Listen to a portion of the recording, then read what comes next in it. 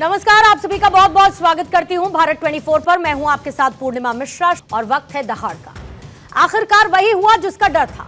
हरियाणा में आम आदमी पार्टी और कांग्रेस दो दो हाथ करने के लिए तैयार है। बात बिगड़ गई है, ये लड़ाई अब खुलेआम छिड़ चुकी है। कांग्रेस को चुनौती देते हुए आम आदमी पार्टी ने हरियाणा के लिए 20 प्रत्याशियों की लिस्ट जारी कर दी, जिसमें से 12 ऐसी सीटें हैं जहां पर कांग्रेस पहले से ही अपने उम्मीदवार खड़े कर चुकी है। ऐसे में आम आदमी पार्टी ने ऐसी सीटों पर अपने प्रत्याशी उतारकर अपने इरादे को तो कम से कम साफ कर दिया।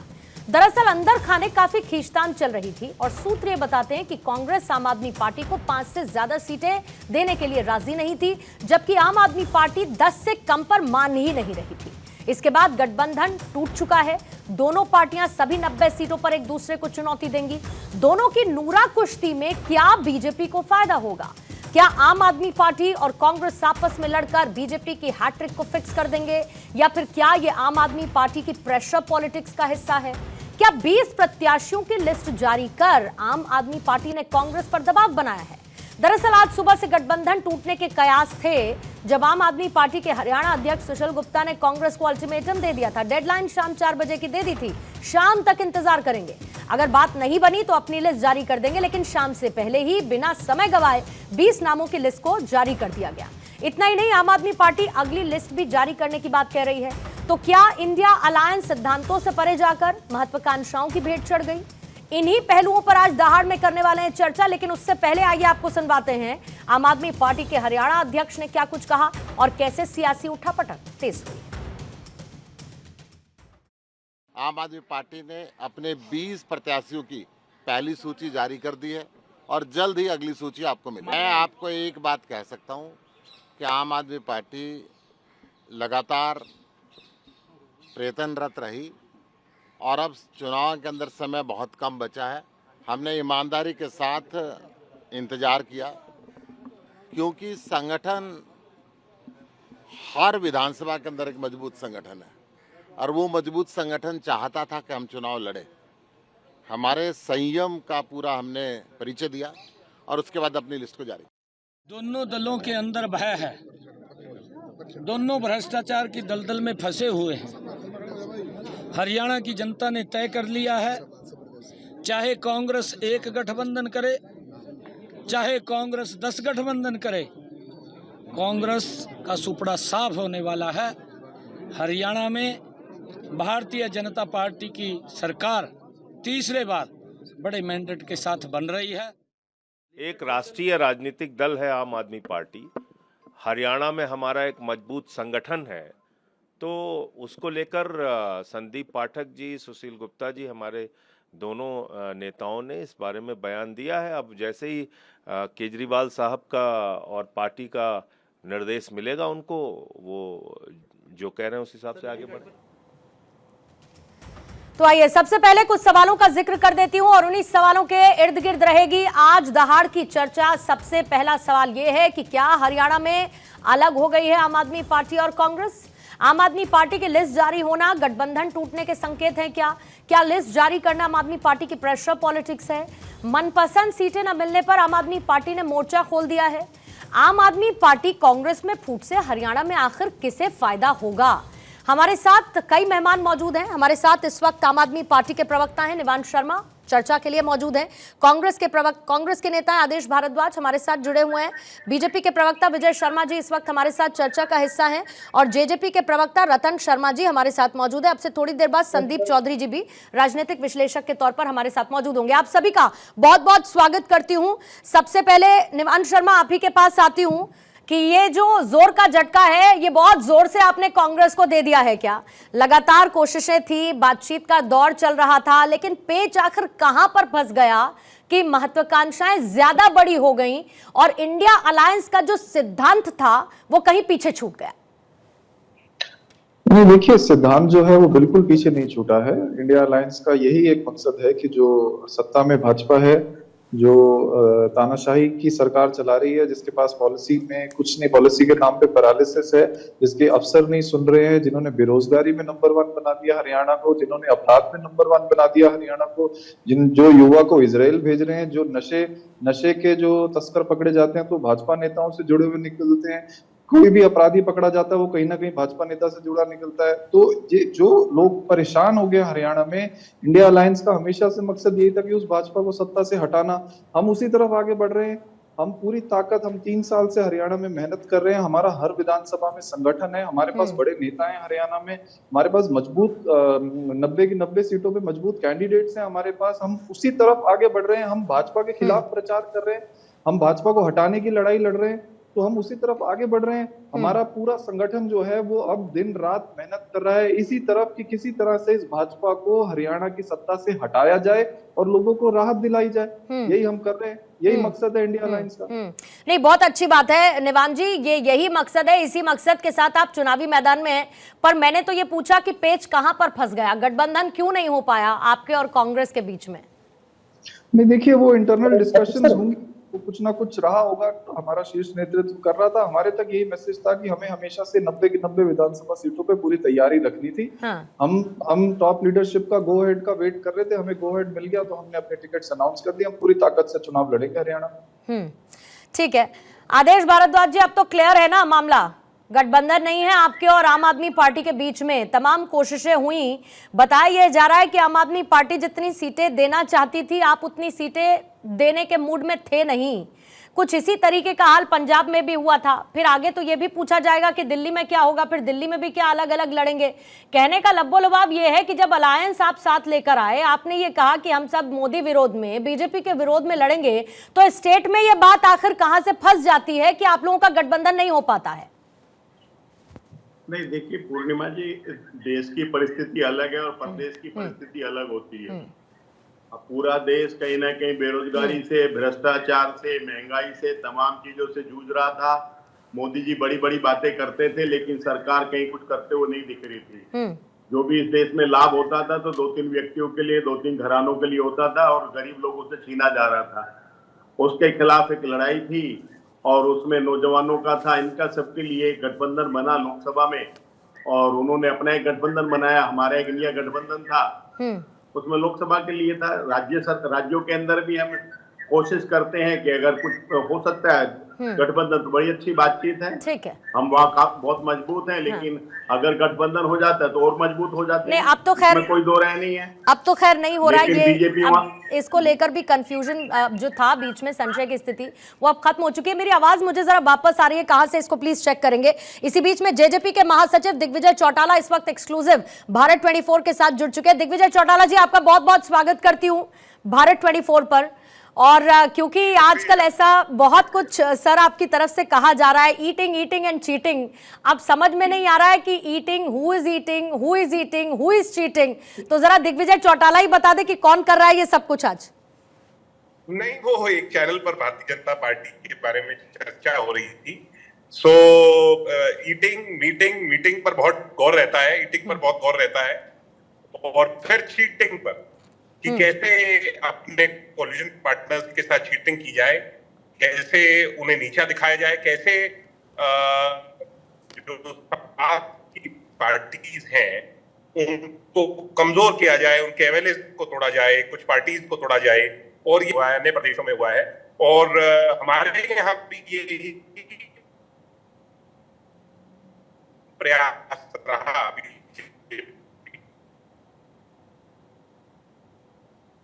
का। इसलिए बीजेपी के साथ अनुभव हमारा, वो कहते हैं कि खट्टा अनुभव।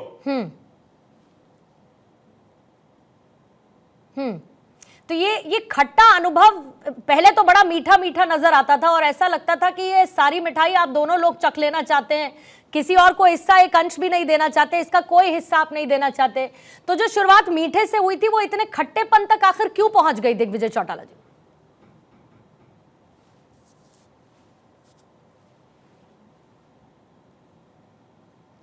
हमारा जो गठबंधन हुआ था मुद्दों के आधार पर हुआ। हाँ। इसके लिए दिग्विजय जी, एक छोटी सी रिक्वेस्ट आपसे सर करना चाहूंगी। हाँ, कमाल एक की छोटी बात सी देखिए, रिक्वेस्ट, क्योंकि मैं चाहती हूँ कमाल की आपसे बात बड़े ये इत्मीनान देखिए से कि मैं 10 सभी मिनट तक बात कर पाऊं। मुद्दों के लिए समय निर्धारित किया गया जी, क्योंकि आप और- कहीं पर ट्रैवल कर रहे हैं सर, मैं चाहूंगी कि बड़े आराम से आपकी मेरी कम से कम 10 मिनट तक बातचीत हो पाए। इसलिए मैं चाहती हूँ नेटवर्क एकदम प्रॉपर रहे ताकि आप और हम बहुत अच्छे से बात कर सकें। तो थोड़ा सा एक मैं ब्रेक लेते हुए आपके ऑडियो को रिकनेक्ट करवाती हूँ और फिर मैं अपने सवाल के साथ आपके पास वापस लौटूंगी। इसी बीच में जरा मैं विजय जी आपके पास चली जाती हूँ, जल्दी से इस स्थिति पर एक कॉमेंट आपसे ले लेती हूँ, क्योंकि अब ये कहा जा रहा है कि इन दोनों में तो बात नहीं बनी, लेकिन दोनों में बात ना बनने का अगर किसी को फायदा होगा तो वो बीजेपी को फायदा होगा। नुकसान किसको होगा ये आप बता दीजिए, बीजेपी कितना फायदा उठाएगी ये आप बता दीजिए। पूर्णिमा जी देखिए, आम आदमी पार्टी तो वोट कटवा की हैसियत रखती है हरियाणा में, ये सबको पता है। और किस तरह से इनके नेता तल्ले कर रहे थे कांग्रेस के सामने, आज भी अभी आपने खुद दिखाया है। उन्होंने 5 बजे तक वेट की, इंतजार किया कि भाई हम 4 बजे तक 5 बजे तक इंतजार करेंगे, फिर इनके हाईकमान ने हरी झंडी दे दी। अब केजरीवाल जी कुछ दिन पहले जेल से जब आए थे कहते थे हमारा ना इनके साथ किसी तरह की वो अरेंज मैरिज है ना लव मैरिज है। तो भाई आप किस लिए स्टेट में फिर बात कर रहे थे इनके साथ? तो ये भगवान जाने ये किसको मूर्ख बना रहे हैं, या तो अपने कार्यकर्ताओं को बना रहे हैं या ये खुद अपने आप में किसी तरह की विरोधाभासी बातें कर रहे हैं। जब आप ये अनाउंस कर रहे हो, आप चीफ मिनिस्टर हो, आप कह रहे हो कि हमारा लोकसभा तक था, लोकसभा के बाद में ना तो हमारी अरेंज मैरिज है ना लव मैरिज है, तो फिर आप किस लिए आप उनसे बात कर रहे हो? और आपको किस तरह से कांग्रेस ने धुतकार दिया। अब आप बात कर रहे हो कि कानून व्यवस्था के, आपने देख लिया होगा पंजाब में क्या बुरा हाल है, कितनी नशाखोरी है, कितना वह भ्रष्टाचार है, किस तरह से। तो वो तो ये ना बोले तो ज्यादा अच्छा है। रही बात कांग्रेस की, कांग्रेस का आपने देख लिया किस तरह से टिकट वितरण में सर फुटबॉल चल रहा है। हमारे कितने दिन हो गए, हमने 67 लोगों का जारी कर दिया, ये आज तक भी 4 आदमी 6 आदमी 9 आदमी वो सिटिंग एमएलए के अलावा ये जारी नहीं कर पा रहे। तो जमीन के ऊपर इनका कोई किसी तरह का नहीं है। और जो दिग्विजय चौटाला जी कह रहे थे, मैं उनकी बात से सहमत नहीं हूँ। वो पूरे 5 साल पौने 5 साल हमारे साथ रहे हैं, पिता गप गप और करवा थू थू। जब आपको दिक्कत थी तो आप बताते, आप चले जाते उससे बाहर। और आपको हमने कहा मान सम्मान नहीं दिया, आपको उप मुख्यमंत्री बनाया। हम इनके समर्थन से पहले हमारे पास 10 निर्दलीय विधायक आ चुके थे और हमारी स्टेबल गवर्नमेंट थी, फिर भी हमने इनको मान सम्मान दिया, हर तरह का मान सम्मान दिया। आप मुझे बताइए, तो ऐसा कहना ये अवसरवादिता कही जाएगी। ऐसा ठीक है, आप चुनाव में अलग लड़ रहे हैं, लड़िए, मुद्दों के आधार पर लड़िए, मुद्दे के आधार पर बात कीजिए। ये क्या है कि चीटिंग, क्या चीटिंग की है? वो एमएलए जो है 1 साल से 2 साल से पहले से कह रहे थे कि हम दिग्विजय चौटाला को और दुष्यंत को अपना नेता मानते। राम कुमार गौतम विधानसभा में इनके खिलाफ ठीक है। आप जिस बात का जिक्र भी कर रहे हैं विजय जी, मैं उसी सवाल के साथ दिग्विजय चौटाला जी के पास एक बार फिर से चली जाती हूँ। एक बार फिर से हमारे साथ दिग्विजय चौटाला जी कनेक्ट हो चुके हैं। दिग्विजय जी, थैंक यू सो मच। मैं यही सवाल पूछ रही थी कि जो सब कुछ इतना मीठा मीठा, और अभी बीजेपी के प्रवक्ता भी यही कह रहे थे कि पौने 5 साल तक तो आपको सब कुछ ठीक लगा, आपको कोई समस्या थी आप बात करते, हम उसको फिक्स करते। कहाँ ऐसा हुआ कि हमने आपको मान सम्मान नहीं दिया? मतलब मीठा मीठा गप गप, बाकी सब थू थू। तो ऐसे तो ये अपॉर्चुनिस्ट रवैया हो गया, अवसरवादिता हो गई जो जेजेपी ने किया। ऐसा है, ये कोई एक दूसरे का संसाधन बनने के लिए अलायंस नहीं हुआ। अलायंस हुआ था 5 मुद्दों के आधार पर। 75% रिजर्वेशन हमने पूरा कर लिया। दूसरा, महिला को 50% रिजर्वेशन हमने पूरा कर लिया। तीसरा, बैकवर्ड समाज को 8% पंचायती राज में रिजर्वेशन हमने पूरा कर लिया। चौथा, किसान को हर फसल 16 फसलों पर एमएसपी और उसकी डायरेक्ट खरीद हमारे पास महकमे थे, हमने पूरा कर लिया। एक मुद्दा इनसे पूछे, बड़ी बड़ी बातें करने से कुछ नहीं होगा। सबसे बड़ा मुद्दा 5100 रुपए पेंशन, इस बात पर सहमति दुष्यंत चौटाला और बीजेपी की टॉप लीडरशिप में बनी थी या नहीं बनी थी? इस बात का इनके पास कोई जवाब ही नहीं। हम बार बार और ये कह रहे ना कि हम सुधार लेते, कैसे सुधार लेते? हम हर समय इस बात को लेकर के मांग कर रहे थे कि 5100 पेंशन करें। हम लोकसभा के चुनाव में एक भी सीट पर चुनाव ना लड़कर इनको सपोर्ट करने के लिए तैयार थे कि अगर 5100 पेंशन कर, मगर ये लोग बैकआउट कर गए, क्योंकि ये चाहते थे कि अगर ये बड़ा मुद्दा भी अगर हावी हो जाए और ये पूरा हो जाएगा तो दुष्यंत चौटाला हरियाणा का लीडर बन जाए। ये दुष्यंत चौटाला को कमजोर करने के लिए इनके चीफ मिनिस्टर मनोहर लाल निरंतर हमारे एमएलए के साथ सांठगांठ करते रहे, अपने मंचों पर उन्हें बुलाते रहे। दुष्यंत चौटाला की समझदारी देखिए, मैं बड़े खुले मन से कहूंगा, दुष्यंत चौटाला की समझदारी थी कि वो सरकार में रहकर अपनी पार्टी को बचा गए, अपने सिंबल को बचा गए। अन्यथा ये हमारी पार्टी का भी वही हश्र करते जो एनसीपी के साथ किया, शिवसेना के साथ। मगर हमने अपने सिंबल को नहीं टूटने दिया। इन्होंने लाख कोशिशें की। हमारे एक विधायक के तहत चंडीगढ़ में मनोहर लाल जी के कहने पर मीटिंगें हुई, 5 एमएलए इकट्ठे हुए, 6ठा एमएलए इनको नहीं मिल पाया। तो इसलिए मैं कहूंगा ईटिंग मीटिंग एंड चीटिंग, बुरा लगेगा जरूर इनको, मगर हमारे साथ जो धोखा वो हमारे साथ नहीं हुआ। हम तो फिर खड़े हो जाएंगे, मगर जनता के साथ जो धोखा हुआ जनता उसको माफ नहीं करेगी। बुजुर्गों के साथ जो धोखा हुआ 5100 पेंशन के रूप में, जनता उसे माफ नहीं करेगी। लेकिन चौटाला साहब, अगर आप कामों का जिक्र कर रहे हैं तो अगर आपने बहुत सारे काम किए, अगर जनता आपके काम से खुश है, आपको लगता है कि जनता का पूरा सपोर्ट आने वाले चुनावों में भी मिलेगा, तो ऐसा क्या हो गया कि एकदम भगदड़ मच गई है पार्टी में? आपके बहुत सारे लोग चले गए, बीजेपी ज्वाइन कर लिया, टिकट सामने आते ही फिर वो भी तो पार्टी के अंदर अवसरवादिता है, मतलब खिन्न मन था पार्टी के अंदर। ये क्या वजह रही उन लोगों के जाने की? हमारी पार्टी तो 6 साल पुरानी है, बीजेपी तो बहुत पुरानी पार्टी है। बीजेपी की टिकटों के अनाउंसमेंट के बाद जो भगदड़ मची है वो ऐतिहासिक भगदड़ है मैडम। सिटिंग एमएलए छोड़ करके जा रहे हैं, बड़े बड़े पदाधिकारी छोड़ करके जा रहे हैं, इनके बैकवर्ड समाज के प्रदेशाध्यक्ष छोड़ करके जा रहे हैं, पूर्व प्रदेशाध्यक्ष जो हैं वो धमकी दे रहे हैं छोड़ने की। बीजेपी की ऐतिहासिक भगदड़ मची है। बाकी बची हुई जो 23-24 लोगों की लिस्ट है, ये रोक करके बैठे हैं, डरे हुए हैं। ये जिस दिन निकाल दी तो उस दिन और भी चले जाएंगे। और कांग्रेस भी हुई है, इसी मार्फिक कांग्रेस भी अपनी लिस्ट को रोक के बैठी है।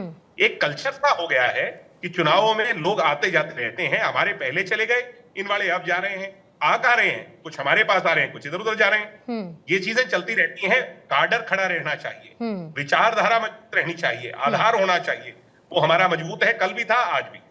तो दिग्विजय चौटाला की कितनी नजरें थी कि आम आदमी पार्टी और कांग्रेस का गठबंधन हो जाए? क्योंकि वहां की जाट पॉलिटिक्स, वहां पर किसानों की पॉलिटिक्स, ऐसा बहुत कुछ है, ओबीसी पॉलिटिक्स, जिस पर हर कोई चाहता है कि हमारा एक छत्र राज रहे। आम आदमी पार्टी कांग्रेस का अलायंस अब नहीं हो रहा है, ये क्लियर है। जेजेपी इसमें अपनी पोजीशनिंग को कहां पर देखती है? आम आदमी पार्टी और कांग्रेस का अलायंस सिर्फ इसलिए हो रहा था कि वो नेशनल स्तर पर एक साथ थे, और इससे कोई फर्क नहीं पड़ने वाला था। क्योंकि इससे बल्कि भारत कहीं ना कहीं, मैं अगर इसको ब्रॉडर प्रोस्पेक्ट पर देखूं, इससे दूसरे दलों को भी फायदा होना था, उन दोनों को आपस में कमजोरी। मगर अगर वो नहीं हुआ तो इससे फिर भी कोई फर्क नहीं पड़ना है। अब डिवाइडेड कंटेस्ट होगा। आम आदमी पार्टी भी कुछ वोट हर जगह लेकर के जाएगी, ऐसा नहीं है। वो भी कहीं ना कहीं जो बॉर्डरिंग एरिया है पंजाब का, उसके अंदर कहीं ना कहीं उसका भी दर्शाएगा, वो भी और डिवाइडेड कंटेस्ट होगा। मैं ये मानता हूं, अगर मैं इसको एनालिस्ट के तौर पर देखूं, तो जितना डिवाइडेड कंटेस्ट होगा उतना क्षेत्रीय दलों के ज्यादा लाभदायक होगा। तो विधानसभा चुनावों को लेकर जेजेपी की रणनीति क्या है? क्योंकि पिछली बार जब हम कवर कर रहे थे इलेक्शंस आपके, तो ये कहा जा रहा था जेजेपी किंग मेकर की भूमिका में है। इस बार जेजेपी अपने आप को कौन सी भूमिका में ज्यादा पाती है? और मैं बहुत सीधा सवाल पूछ रही हूँ दिग्विजय चौटाला, अगर एक इशू जो आपका बचा है रिजॉल्व हो जाता है तो बीजेपी का साथ फिर से आप लेने के लिए तैयार हैं क्या? बीजेपी ने हमारी पार्टी को तोड़ने की कोशिश की। पार्टी महासमान होती है, और अगर बैक स्टैबिंग हुई है और देश के किसान के प्रति जो उनकी सोच है और जो तमाम मुद्दों पर उनकी सोच है और जो हुआ है पिछले लंबे अंतरकाल में, ऐसे में भारतीय जनता पार्टी के साथ जाने का सवाल ही नहीं। रही दूसरों की बात, वो किस प्रारूप में होगा, उनकी लीडरशिप का चेहरा क्या होगा, अभी तो कांग्रेस की लीडरशिप का चेहरे का ही नहीं पता। और किस संख्या में कौन जीत करके आते हैं। मैं और आप यहाँ बैठ करके बहुत हाइपोथेटिकल बात कर सकते हैं, मगर सच्चाई ये है कि जनमानस ने वोट डालना है, और जनता कब फैसला क्या करती है, कब बदलती है। आपके मीडिया चैनल्स पिछली बार हमें सिर्फ 2 सीटें दिखा रहे थे, कुछ मीडिया चैनल्स एबीपी न्यूज तो हमें 0 सीट दिखा रहा था, हमारी 10 सीट आई थी। तो इस बार हमें 5 सीट दिखा रहे हैं। अगर मैं उसी गुणा भाग से करूं तो हमारी 20-25 सीट आ रही हैं। तो आप ये तो मानती हैं पूरम जी की चंडीगढ़ की चाबी जो ताला है विधानसभा का, वो हमारी चाबी से खुलने जाए। तो आपकी चाबी और जो ताला है वो कहाँ आप फिट करेंगे, ये जाहिर है कि आप बाद में तय करेंगे। लेकिन अब जब आपने वोट कटने की बात कही दी है, तो वो अगर वोट कटेंगे, मान के चलिए आम आदमी पार्टी तो कह रही है हम 90 सीटों पर चुनाव लड़ेंगे, आप कह रहे हैं इसका फायदा दूसरी पार्टी को। मैं सीधे कह देती हूँ कि इसका फायदा बीजेपी को होगा, कांग्रेस के वोट कटेंगे। जेजेपी का वोट कटेगा या बढ़ेगा, क्या होगा आम आदमी पार्टी के 90 सीटों पर चुनाव लड़ने से? मैं तो कहता हूं कि आम आदमी पार्टी को अभी भी इस पर विचार करना चाहिए, और हम तो पहले भी कह रहे थे कि सभी ऑल्टरनेटिव जो इस तरह के क्षेत्रीय दल हैं हरियाणा में तो ये क्षेत्रीय दल की भूमिका में ही है, तो इनको अभी भी चलना चाहिए कि इनको सोच विचार करना चाहिए। और इनको हम सब पहले भी प्रयास कर रहे थे कि सब एकजुट होकर के लड़े, मजबूती से लड़े। पता नहीं आम आदमी पार्टी को कांग्रेस का राज चढ़ा हुआ था, अब वो बहुत देर कर दी आते आते, और अब इतनी देर हो गई कि हमने भी अपने कैंडिडेट्स को अनाउंस कर दिया। अन्यथा हम तो प्रयासरत थे ही कि आम आदमी पार्टी और जननायक जनता पार्टी किसी प्लेटफॉर्म पर एक साथ आ सके। हम पहले भी पार्टनर रहे, हम 2019 का लोकसभा का चुनाव मिलकर के लड़ चुके हैं। तो आगे इसमें संभावना है, मतलब मैं ये कह रही हूं कि आपने बीजेपी के लिए दरवाजे बंद किए लेकिन बाकियों के लिए आपने खुले रखे हैं, यानी आप साथ देंगे बाद में अगर जरूरत पड़ेगी तो इनका। मैडम, ये जो कांग्रेस के लोग हमारे पर लांछन लगाते हैं, मैं इनसे सिर्फ एक ही बात पूछना चाहता हूं कि 2019 में जब 10 सीट जीत करके आए थे, हम बीजेपी के दरवाजे पर नहीं गए थे, हम कांग्रेस के पास गए थे। मैंने चौधरी भूपेंद्र हुड्डा से 3 बार बात की थी। जब भी उनसे ये सवाल पूछा जाता है तो इस बात को टाल देते हैं, वो सोचते हैं ignorance is the best policy. मगर वो कभी ना कभी, आज या कल, देर सवेर उस बात का जवाब उन्हें देना पड़ेगा, क्योंकि अब माहौल ऐसा हो गया, किसान आंदोलन हो गया, हमारी बहनों का आंदोलन हो गया, रेसलिंग वालियों का, और तो तमाम चीजें एक मुश्किल दौर में हमारी पार्टी चली गई। तो जो हुड्डा साहब कहते रहे वो सारी बातें सच मानी गई, मगर आज तक वो सवाल खड़ा है। 2019 के लोकसभा के चुनाव में दिग्विजय चौटाला की 3 कॉल्स भूपेंद्र हुड्डा के पास गई थी कि हम आपको मुख्यमंत्री बनाना चाहते हैं, हम हरियाणा में कांग्रेस की सरकार देखना चाहते हैं, हम भी बीजेपी के खिलाफ जीत करके आए। इस बात का जवाब आज तक वो नहीं दे पाए। उसके पश्चात जाकर के बीजेपी के साथ अलायंस हुआ। बहुत बहुत शुक्रिया आपका दिग्विजय चौटाला, आपने समय दिया, और अगली बार उम्मीद करती हूँ ज्यादा समय आपसे मिलेगा तो बहुत वन ऑन वन इंटरेस्टिंग बातचीत हो पाएगी। But thank you so much for joining us. JJP के महासचिव को इस वक्त आप सुन रहे थे। आइए, thank you so much sir. वापस आइए, चर्चा की तरफ लौटते हैं, और जिस बात का जिक्र अभी बीजेपी के प्रवक्ता विजय जी ने किया था उसी को आगे बढ़ाते हुए मैं दिग्विजय चौटाला से बात कर रही थी। लेकिन आपके पास आ जाती हूँ, क्या परमिटेशन कॉम्बिनेशन बन रहे हैं इस अलायंस के ना होने के साथ हरियाणा चुनाव में, क्योंकि बहुत दिलचस्प मुद्दे हैं, एक दूसरे पर हमलावर हैं, और पिछले कुछ समय में हरियाणा की राजनीति में, फिर लोकसभा चुनावों के आप नतीजे देख लीजिए बीजेपी के लिए किस तरीके के रहे, फिर उसके बाद किसानों की नाराजगी से लेके जाट नाराजगी, ओबीसी, बहुत सारे ऐसे कॉम्बिनेशंस हैं जो प्लस में भी जा सकते हैं, माइनस में भी जा सकते हैं। आपका आकलन क्या कहता है इसको लेकर? देखिए पूर्णिमा जी, मुझे लगता है कि इस बार हरियाणा का चुनाव 2 ध्रुवों पर है, जहाँ एक तरफ बीजेपी है और दूसरी तरफ कांग्रेस है। आम आदमी पार्टी हो या आजाद पार्टी हो या जेजेपी हो, जेजेपी का देखिए हुआ था, नए तरीके से लोगों को सिंपैथी थी, जिस तरीके से चीजें प्रोड्यूस की गई थी, लेकिन कहीं ना कहीं लोग आहत पे इस बात से, क्योंकि उन्होंने बीजेपी के खिलाफ जेजेपी को वोट किया था। और हरियाणा का जो वोटर है, खासकर जेजेपी को जाट वोट काफी मिला था, और वो जाट नाराज है मुद्दों को लेकर, कुछ बातों को लेकर। और अगर जेजेपी के माध्यम से ही बीजेपी को वोट करना है उन लोगों को, तो वो डायरेक्ट बीजेपी को भी वोट कर सकते हैं। इसलिए जेजेपी को भी इसका नुकसान उठाना पड़ेगा और पूरे तरीके से टक्कर दे कि बीजेपी के पास गद्दावर नेताओं की खोज खड़ी है। आज किरण चौधरी भी उनके साथ है, बिश्नोई परिवार भी उनके साथ है, और आपके कई बड़े नेता उनके साथ है, राव इंद्रजीत सिंह के साथ है, उनकी बेटी चुनाव लड़ रही है। तो बीजेपी को भी आप हल्के में नहीं ले सकते। बीजेपी मजबूत पार्टी है, केंद्र में भी सरकार है, स्टेट में भी सरकार है, और जिस तरीके का माहौल बना हुआ है उससे कांग्रेस को भी आप हल्के में नहीं ले सकते। तो टक्कर पूरे तरीके से पूर्णिमा जी मैं देख रहा हूँ कांग्रेस और बीजेपी के पास है। ऊंट किस करवट बैठता है इस समय बताएगा, लेकिन जिस तरीके से जेजेपी नेता दिग्विजय ने अपनी बात कही, देखिए आज वो कुछ भी बोल सकते हैं, लेकिन हकीकत यही है, उन्होंने भी जब उन्हें मलाई मिल रही थी, जब उन्हें पद मिल रहा था इतना बड़ा, तो उन्होंने कुछ नहीं देखा किन मुद्दों पर उन्होंने इलेक्शन लड़ा था, क्या कहकर वो लोगों के बीच गए थे। उन्होंने सरकार में जाना और सरकार की हिस्सेदारी ये स्वीकार करना कहीं ना कहीं अपने फायदे की राजनीति के लिए स्वीकार किया।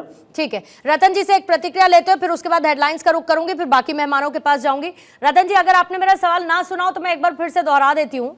मैं सवाल यही बोल रही थी अभी कि दिग्विजय चौटाला साहब कह रहे थे बीजेपी के साथ अब जाने का सवाल ही नहीं उठता है। ऐसे में किसका साथ जेजेपी अपने साथ लेकर चलने पर विचार कर रही है अपनी रणनीति के तहत कि फायदा हो और हम फिर से किंग मेकर की भूमिका में हो? करना चाहते हैं आने चुनाव के बाद किसी भी हालत में भारतीय जनता पार्टी कांग्रेस पार्टी के साथ नहीं जाएगी। हम खिलाफ ही 2019 में चुनाव लड़े थे और 2024 में दोनों के खिलाफ चुनाव लड़ेंगे। और आप पिछला कुछ घटनाक्रम देखेंगे कि पिछले कुछ दिनों का देखेंगे, कांग्रेस पार्टी कंफ्यूज भी है और कमजोर भी है। जब ये आम आदमी पार्टी की तरफ देख रही थी कभी गठबंधन हो जाए, जिसके पिछले 3-4 चुनाव में आम आदमी पार्टी का कोई भी सीट नहीं निकली। 3-4 चुनाव लड़ चुके वो 2014 से अब तक हरियाणा में 0 सीट निकली, फिर भी ये उनकी तरफ देख रहे थे कि गठबंधन हो जाए। और आम आदमी पार्टी का तो खुद आप देख रहे हैं कि पिछले 3-4 चुनाव से 0 सीट आई है, तो कोई दानादार है नहीं। और भारतीय जनता पार्टी का भी जो घटनाक्रम पिछले 1 हफ्ते का देखेंगे, कितने नेता तो छोड़ गए और इनके अपने कैडर के नेता छोड़ गए और दूसरी पार्टियों से इंपोर्ट करके आपके अपने भी तो छोड़ गए रतन जी, आपके अपने भी तो छोड़कर इन्हीं के पास चले गए। मैडम वही बताना चाहता हूँ, ये हमारे नेताओं पे उम्मीद देख रहे हैं और ये उनको टिकट दे रहे हैं, और अपने नेताओं को जो है अपने कार्यकर्ताओं को टिकट नहीं दे रहे। इससे लगता है कि इनमें घबराहट है और कमजोरी है। भारतीय जनता पार्टी और कांग्रेस दोनों में ही कमजोरी है, स्पष्ट दिख रहा है। और हमारी पार्टी पूर्ण बहुमत के लिए लड़ रही है। आजाद समाज पार्टी और जननायक जनता पार्टी मिलकर के सरकार बनाएगी। ये हमारी जो है जनता से आकांक्षा भी है और हमें उम्मीद है पूरा की जनता हमारा साथ देगी। ठीक है। आपके पास आते हुए, क्योंकि पहले मैंने सवाल यही पूछा था कि गठबंधन क्यों नहीं हुआ, लेकिन साथ साथ ये भी कि आप लोगों ने एक समय सीमा दी थी कि भाई शाम के 4 बजे तक आप बता दीजिए क्या करना है, लेकिन उससे पहले आपने 20 उम्मीदवारों की लिस्ट जारी कर दी। ये मैं नहीं कह रही हूँ, ऐसा बहुत लोग कह रहे हैं कि आपने जो लिस्ट जारी की है उसमें कोई ऐसे मजबूत चेहरे नहीं हैं जो पार्टी को मजबूती दिला सकें। जेजेपी के प्रवक्ता ने अभी अभी बताया कि भाई आप लोगों की स्थिति वैसी बहुत खराब है, बहुत ज्यादा प्रदर्शन विधानसभा चुनावों में आपका अच्छा रहा नहीं। ऐसे में क्या ये किसी प्रेशर पॉलिटिक्स का हिस्सा तो नहीं है कि हम कन्विंस कर पाए, एक लिस्ट जारी करने के साथ ये बता पाए कि हम में दम है भाई, हम आपके भरोसे नहीं है, हम अकेले भी चुनाव लड़ सकते हैं। जी देखिए, हर चीज की एक टाइमलाइन होती है, हर प्रोडक्ट की एक एक्सपायरी डेट होती है। एक्सपायरी डेट के बाद प्रोडक्ट की कोई वैल्यू नहीं रहती है, चाहे वो कितना अच्छा प्रोडक्ट हो। दूसरी बात, जहां तक आप कैंडिडेट्स की बात कह रहे थे, हम तो जाने जाते हैं सिंपल कैंडिडेट से बड़े बड़े दिग्गजों को हराने के लिए। पंजाब में एक मोबाइल फोन रिपेयर वाले ने जो है वो मुख्यमंत्री कैंडिडेट को हरा दिया था, एक ढाबे वाले ने मेयर को हरा दिया था। तो हमारे कैंडिडेट्स तो आम लोग ही होते हैं, यही आम आदमी पार्टी है। हमारे वो आम लोग होते हैं जिनके चेहरे चाहे बड़े बड़े ना हो लेकिन उनके काम बड़े होते हैं। वो लोगों के बीच में से उठे हुए लोग होते हैं जिनको लोग एमएलए को छोड़कर उसके घर में जाते हैं अप्रोच करने के लिए, क्योंकि वो उनको पता है एमएलए हमारा फोन नहीं उठाएगा, ये बंदा हमारे काम आएगा। हमारे वो कैंडिडेट्स होते हैं। आम आदमी पार्टी की राजनीति को जो भी समझता है, मैं बड़ी जिम्मेदारी से आपके चैनल पे कहना चाहता हूँ, विरोधी चाहे कुछ भी कहते रहे, ये लोग हमें दिल्ली में भी 0 कहते थे, ये लोग हमें पंजाब में भी 0 कहते थे, ये लोग हमें हरियाणा में भी 0 कह रहे हैं। लेकिन मैं आपको एक चीज बहुत जिम्मेदारी से आपके चैनल पे कहना चाहता हूँ कि जिन लोगों ने हमें गुजरात में लड़ते हुए देखा है, पंजाब में लड़ते हुए देखा है, हरियाणा में हम उससे दुगनी ताकत से लड़ेंगे। ठीक है, इस पर जेजेपी के प्रवक्ता रतन जी कुछ कहना चाह रहे हैं। रतन जी 10 सेकंड में अपनी बात पूरा कीजिएगा, फिर उसके बाद आदेश भारद्वाज जी आपके पास आते हैं। मैडम मैं क्वेश्चन उठाना चाहता हूँ। आम आदमी की जो बात कर रहे हैं और मोबाइल वाले को जो विधानसभा में भेजने की बात करते हैं, लेकिन जब बात आती है राज्यसभा भेजने की, तब बड़े बड़े उद्योगपति और बड़े बड़े सेठों को उनको भेजने का काम करते हैं। लवली प्रोफेशनल यूनिवर्सिटी के जो डायरेक्टर थे और बड़े बड़े लोगों, एक भी आम आदमी वहां पे नहीं भेजा। ये पूछना चाहूंगा मैं, राज्यसभा में कभी भी एक आदमी आम आदमी नहीं भेजा जो है। निवान जवाब देना चाहेंगे? नहीं, पता नहीं ये कौन से आम आदमी पार्टी को हमें अच्छे से फॉलो करते हैं या नहीं करते। संदीप पाठक जो है बहुत आम आदमी है, बहुत छोटे से प्रोफेसर थे, आज हमारे राष्ट्रीय संगठन महामंत्री हैं।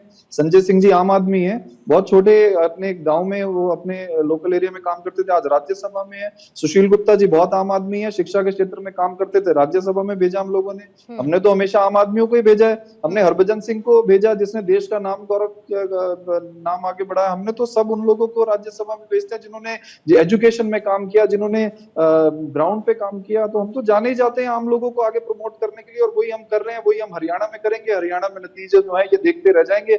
आम आदमी पार्टी आएगी और परिवर्तन लेके आएगी, स्कूल बनाएगी, अस्पताल बनाएगी हरियाणा में। ठीक है, जल्दी से आदेश भारद्वाज जी आपके पास आते हैं, फिर बाद में आपको कुछ कहना और रतन जी तो ऐड करिएगा, फिर उसके बाद विजय जी आपके पास आऊंगी। आदेश भारद्वाज जी, मतलब ये फिर मान के चले ना हम, क्योंकि हम भी बेवजह फिर इस पे चर्चा करते हैं, ये मान के चले कि आप लोगों का जो अलायंस है वो लोकसभा चुनावों तक सीमित है। जब राज्यों के चुनाव होंगे तो आप लोग अलग अलग ही लड़ेंगे, ये हम मान ले क्या?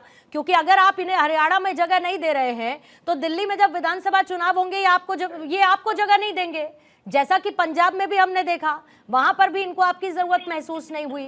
तो आप तैयार हैं ना इसके लिए? पूर्णिमा जी देखिए, हमारा अलायंस लोकसभा के लिए था। जिस राज्य में जहाँ चुनाव है वहाँ की परिस्थितियों के अनुकूल बातचीत की जाएगी, लेकिन ये चुनाव हरियाणा का मुद्दों पे है। ये पहली बारी जो है मुद्दों पे चुनाव है। जो मुद्दे हैं वो किसान के हैं, मुद्दे बेरोजगारी के हैं, मुद्दे महंगाई के हैं, मुद्दा भ्रष्टाचार है, मुद्दा लोगों के हाथों से निवाला निकलता जा रहा है। ये इन मुद्दों पे चुनाव है। किस तरह से 750 किसानों की शहादत हुई, एक शब्द केंद्र सरकार ने और राज्य सरकार ने नहीं बोला। किस तरह का बर्ताव बीजेपी की सरकार का किसानों के साथ रहा, किस तरह से किसानों को जब वो परेशान थे, तकलीफ में थे, वो देश के प्रधानमंत्री से गुहार लगाने दिल्ली आना चाहते थे, ये बातें सब बिल्कुल ठीक है। विजय जी आती हूँ आपके पास, 2 सेकंड दीजिएगा। लेकिन अजय जी, आपको नहीं लगता कि ये जनता के लिए बड़ी कंफ्यूजन की स्थिति है? मतलब आप जनता को कैसे कन्विंस ये करना चाहते हैं कि हम लोकसभा चुनावों के लिए तो साथ थे, विधानसभा चुनावों में आप बीजेपी को जितना कोसना है कोसिए सर, लेकिन जब आपके गठबंधन की बात होती है तो ये तो जनता मान के चलती है ना कि आप साथ साथ हैं। फिर या तो आपकी विचारधारा विधानसभा चुनावों में अलग हो जाती है, इसीलिए आप अलग अलग चुनाव लड़ लेते हैं, वही विचारधारा लोकसभा चुनावों में आप बताते हैं कि हमारी एक जैसी है इसलिए हम साथ में चुनाव लड़ रहे हैं। तो जनता को तो एक कंफ्यूजन होता है ना, उसको क्लैरिटी कैसे मिलेगी? वो वोट कैसे तय करेगी मुझे किसे देना है और किसको नहीं? पूर्णिमा जी, एनसीपी अजीत पवार की पार्टी यहाँ पे अलग लड़ रही है। राज्यों की परिस्थिति अलग होती है। हाँ। राज्यों की परिस्थिति अलग है। अजीत पवार जी की एनसीपी जो है वो यहाँ पे अलग से चुनाव लड़ रही है। उनके वो अपने उम्मीदवार अलग उन्होंने खड़े कर रहे हैं। तो लोकसभा में मोदी जी के साथ उनका गठबंधन है, लेकिन राज्य के अंदर अलग चुनाव लड़ रहे हैं। मैं आपको ये बताना चाहता हूँ कि हम यहाँ सबसे मजबूत हैं, बड़े दिल के साथ। केजरीवाल जी की पार्टी, आप पार्टी से बात कर रहे थे, यही रणदीप सुरजेवाला जी की तरफ से ये राहुल गांधी जी को कहा गया था कि आप कहाँ चक्करों में फंस रहे हैं, हम लोग बहुत मजबूत है, छोड़िए गठबंधन के चक्कर में, जरूरत नहीं है, हमारे पक्ष में माहौल है। सुना मैंने, ऐसा बताया गया था और आपने उसको कैरी फॉरवर्ड किया, ये भी अच्छी बात है। विजय जी कुछ जोड़ना चाह रहे हैं? नहीं, मैं बिल्कुल आपको अदब के साथ कहना चाहता हूँ कि हमारे यहाँ डेमोक्रेटिक सिस्टम है। मुझे नहीं पता कि आपके सोर्स क्या है। नहीं तो ये डेमोक्रेटिक सिस्टम का ही तो पार्ट है, ये डेमोक्रेटिक सिस्टम का ही तो पार्ट है। मैं तो तारीफ कर रही हूँ आपकी कि डेमोक्रेटिक सिस्टम का ही तो पार्ट है कि रणदीप सुरजेवाला ने कहा तो राहुल गांधी ने मान लिया। राहुल गांधी चाहते थे जो, रणदीप सुरजेवाला ने कुछ इतर कहा, उन्होंने मान लिया। ये डेमोक्रेटिक सिस्टम ही तो है सर। ये तो मैं बधाई दे रही हूँ आपको कि ये तो बहुत अच्छी बात है। बिल्कुल, मैं वही कह रहा हूँ, इसमें बुरा मानने वाली क्या बात है? निर्णय लेते हैं। हाँ ठीक है, विजय जी कुछ कह रहे हैं, उनकी सुन लेते हैं जल्दी से। विजय जी जल्दी से अपनी बात पूरी करेंगे, फिर उसके बाद संदीप जी आपके पास आती हूँ। आदेश जी मुझे बताइए, राहुल गांधी जी सही बोल रहे हैं या आप सही बोल रहे हैं? राहुल गांधी जी कहते हैं कि हम आम आदमी पार्टी के साथ समझौता करना चाहते हैं, आप बोल रहे हो हमारा तो समझौता ही लोकसभा तक था, तो इतने दिन फिर बात क्यों की? राघव चड्ढा जी क्यों मिलते हैं आपके पार्टी के नेताओं से? क्यों आपस में मीटिंगें करते हो? क्यों एक दूसरे के कहते हो हम मिलकर लड़ेंगे? तो मेरी समझ में नहीं आ रहा आप क्या बोल रहे हो, आपकी पार्टी क्या बोल रही है, आपके पार्टी का नेता क्या बोल रहे हैं। तो एक कम से कम एक कंसेंसस तो बना लीजिए कि आपने टीवी के ऊपर क्या बोलना है और आपके नेता ने क्या बोलना है। विजय जी, लोकसभा में हमारा गठबंधन है, राज्यों की परिस्थिति राहुल गांधी जी ने अभी बोला, बातचीत होगी। मैंने आपको बड़ी जिम्मेवारी के साथ कहा करना चाहिए। अजीत पवार से आपका लोकसभा में गठबंधन है, हरियाणा में वो अलग से चुनाव लड़ रहे हैं। हरियाणा में वो अलग से चुनाव लड़ रहे हैं। वो है, दर्शक सुनना चाहते हैं, मैं भी सुनना चाहता हूँ। आप ये बता दीजिए, राहुल गांधी जी सही बोल रहे हैं, आप सही के लोकसभा तक था तो किस लिए मीटिंग कर रहे हो आप? आपने राघव चड्ढा के साथ किस लिए मीटिंग की? बिल्कुल स्पष्ट कर देना चाहते हैं कि हम इस प्रदेश के अंदर से बेरोजगारी को मिटाना चाहते हैं, हम किसानों को सम्मान देना चाहते हैं। बेरोजगारी पे सुन लीजिए आदेश जी, सुनिए 5 सेकंड। उनकी शहादत को नहीं जाने देंगे। हरियाणा जो सारी फसलें खरीद रहा है, उनका शोषण नहीं करेंगे, विजय जी, मंडियों को बंद नहीं करेंगे, होल्डिंग कानून जमीनी चुनौतियों को तो बीजेपी पढ़ रही होगी ना। आदेश जी एक सेकंड रुकिएगा सर, आदेश जी जरा रुकिएगा, आदेश जी जरा रुकिएगा। विजय जी, इनके साथ गठबंधन हो रहा है नहीं हो रहा है आम आदमी पार्टी का, वो इनकी अपनी इंटरनल पॉलिसी या स्ट्रैटेजी हो सकती है, लेकिन जरा जमीनी हालातों पर मैं आपसे सवाल पूछ लेती हूँ विजय जी। लोकसभा चुनावों में जैसा आप सोच रहे थे वैसा हुआ नहीं। आदेश जी मुझे अपनी बात पूरी करने दीजिए। लोकसभा चुनावों में हरियाणा में से जैसा आप एक्सपेक्ट कर रहे थे वैसा हुआ नहीं। क्या आपने जाटों की नाराजगी दूर कर दी? क्या आपने किसानों की नाराजगी दूर कर दी? क्या बातें बातों पे बात नहीं करेंगे? जमीनी सच्चाई क्या है, चुनौती क्या है, ये बीजेपी का खुद का सर्वे बता रहा है उसको। सुन लीजिए पूर्णिमा जी, सुन लीजिए। पूर्णिमा जी, देखिए मेरे से सवाल किसानों है। की सबसे बड़ी मांग क्या थी हाँ। कि एमएसपी पे खरीद करो। अच्छा। आज हरियाणा सरकार पूरे भारत में अकेली राज्य सरकार है, हरियाणा सरकार जो सारी फसलों का एमएसपी पे खरीद रही है। इससे बड़ा क्या होगा? ड्रोन मैपिंग के माध्यम से हमने जितने किसान भाई हमारे गांवों में रहते हैं सबको मालिकाना हक दे दिया हमने। तो बताइए आप मुझे, ये सबसे बड़ा नहीं क्या एक क्रांतिकारी कदम है? कितने लाख मुकदमे चल रहे थे इसी बात पे, दबंग आते थे, कब्जा कर लेते थे घरों में। हम एमएसपी पे एक एक दाना खरीद रहे हैं। हम गूगल मैपिंग के द्वारा ये पता लगा लेते हैं फसल क्या बोई है। तो विरोध और उसका प्रदर्शन उचित बंद दाम क्यों नहीं देते हो हैं। गए? विरोध प्रदर्शन बंद क्यों नहीं हो गए? प्रोटेस्ट बंद क्यों वो नहीं हुए? पंजाब विजय में, जी? अब हरियाणा में नहीं, पंजाब में है वो। हाँ। अरे हरियाणा में तो देखो उसके बाद में खत्म हो चुके बताइए हैं। निवान जी, पंजाब में करा ले रहे हैं अब ये सब आप? ये देखिए, पंजाब में इन्होंने 2 साल किसानों को बिठा के रखा, किसानों के आगे कील लगाए, किसानों के ऊपर, ये देश की पहली ऐसी पार्टी है जिसने किसानों के ऊपर एनएसए लगाई, जिसने बैंक खाते सीज किए, किसानों को जेल में डाला, फर्जी पर्चे की, और अभी क्या एमएसपी की बात कर रहे थे। आप हैरान हो जाएंगे सुन के कि जिन फसलों पे ये एमएसपी देने का इन्होंने नाटक किया, ढोंग किया, कॉपी पेस्ट किया, वो फसलें हरियाणा में होती भी नहीं है। हमने तो अपने कार्यकर्ताओं को भेजा ये ढूंढने के लिए कि हरियाणा में नारियल कहाँ उगता है, हमें तो मिला नहीं ढूंढ के, और ये एमएसपी दे रहे हैं हरियाणा में नारियल पे। ये तो इनकी पॉलिटिक्स है, ये कॉपी पेस्ट पॉलिटिक्स। ये इनके मुख्यमंत्री जो हैं वो दूसरी सरकारों की वाली पॉलिटिक्स तो कांग्रेस की है, अब उसको मत चुराइए सर। वो तो कांग्रेस की है ना, वो कहती है कि कट कॉपी पेस्ट कर लेते हैं ये बीजेपी वाले।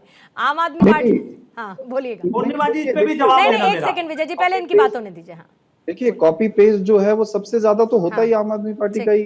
ये लोग कॉपी पेस्ट करते हैं, गारंटीज हमारी कॉपी पेस्ट करी इन्होंने जो हम एजुकेशन मॉडल की बात करते हैं, अब ये जो मुद्दों पर आए हैं, रोजगार पे हैं, जो आज हरियाणा में मुद्दों पे चुनाव हो रहा है, उसकी वजह ही आम आदमी पार्टी है। हमने जाके जल्दी से, क्योंकि मेरे पास समय थोड़ा सा कम है, जल्दी से संदीप जी से मैं एक प्रतिक्रिया लेना चाह रही हूँ।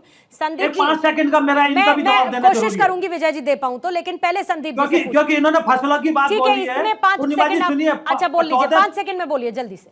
14 फसलों पे हम पहले ही दे रहे थे। ठीक है। गेहूं, धान, यहाँ मुख्य फसल है, उसको हम पहले ही दे रहे थे। नारियल कहाँ होता है हरियाणा में, ये बता दीजिए आप। नारियल कहाँ होता है? कल उंगली उठाने का आपको मौका कौन से गांव में नारियल होता है हमें बता दीजिए, हम ढूंढ रहे हैं हरियाणा में। नारियल कहाँ होता है हरियाणा में? अरे मैं तो कह रहा हूँ सारी फसलों पे आप अरे सर, आपकी सरकार नारियल निवान जी ठीक है। संदीप जी जल्दी से 30 सेकंड आपको दे पाऊंगी। संदीप जी 30 सेकंड में। बागी क्योंकि बहुत ज्यादा है इस बार, ये बागी क्या खेल करेंगे, क्या डिसाइड करने वाले हैं ये बागी इस बार के होने वाले चुनावों में? देखिए पूर्णिमा जी, ये जो बगावत है आपने पिछले 2 चुनावों में देखी है, जब लोग कांग्रेस छोड़कर बीजेपी में घुसे थे और उससे बीजेपी का माहौल बन गया था। लेकिन इस बार पासा पलट रहा है, बीजेपी में घुसे हुई वो टीम, चाहे वो जेजेपी से आए लोग थे, चाहे वो कांग्रेस से आए लोग थे, चाहे आम आदमी पार्टी से आए हुए लोग थे। इस बार कहीं न कहीं वो जो भगदड़ है बड़े लेवल पर, क्योंकि बीजेपी ठीक है, कुल मिलाकर कांग्रेस आम आदमी पार्टी का गठबंधन नहीं हो रहा है। जेजेपी अपनी भूमिका निभाना चाहती है, बीजेपी अपनी जीत के दावे कर रही है। हरियाणा का चुनाव जाहिर है कि इन मुद्दों के आधार पर दिलचस्प नजर आएगा।